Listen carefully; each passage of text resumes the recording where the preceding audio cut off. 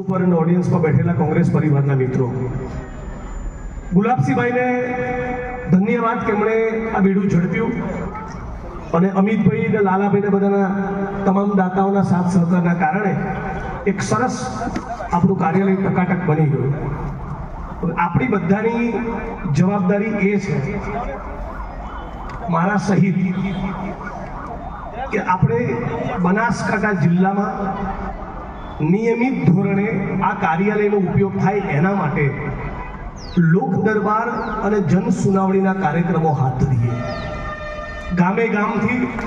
પાલનપુર શહેરના ખૂણે ખૂણેથી લોકો ઓફિસમાં આવે, ક્યારેક કાંતિભાઈ બેઠા હોય, ક્યારેક જિલ્લા પ્રમુખ હોય, ક્યારેક હું હોઉં, ક્યારેક જ્ઞાનીબેન હોય,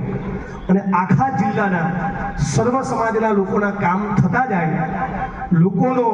ધસારો કોંગ્રેસ કાર્યાલય પર આવતો થાય। બનાસકાંઠામાં, ઉત્તર ગુજરાતમાં કોંગ્રેસ ખૂબ સક્રિય છે, એ અતિ સક્રિય બને, જનતાના કામ થાય અને એકંદરે કોંગ્રેસ પાર્ટીની ઉજળી શાખ એ વધુ ઉજળી થાય, તો મને લાગે છે કે આ ઓફિસ બની એ સાચા અર્થમાં લેખે લાગે। સાથોસાથ કાર્યકર્તા મિત્રોનો પણ ખાસ કહેવા માંગુ છું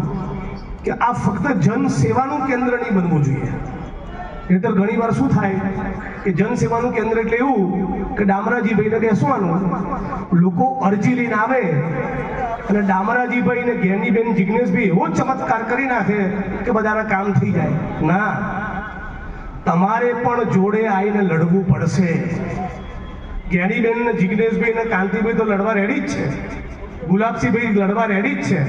પણ જનતાએ પણ ખોખારો ખાઈ કહેવું પડશે કે 10 વખત કીધું ટીડીઓના કામ નથી કરતા, આવો હું ટોળું લઈને આવ્યો છું, કોંગ્રેસની ટીમે ભેગી આવે, બેસી લીધું તારી ઓફિસની નીચે,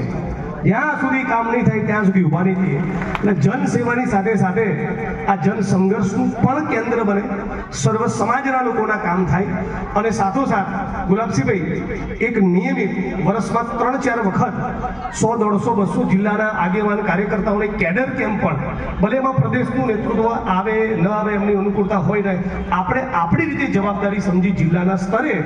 એક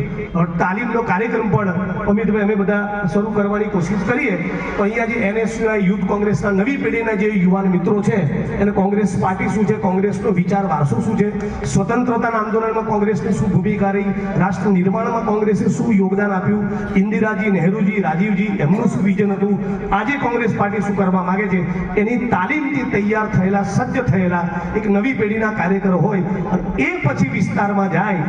તો એ આરએસએસ વાળાને બરાબર જવાબ આપી શકશે। એટલે આપણે બધા સાથે મળી આ બહુ સરસ કામ ગુલાબસિંહભાઈ હાથ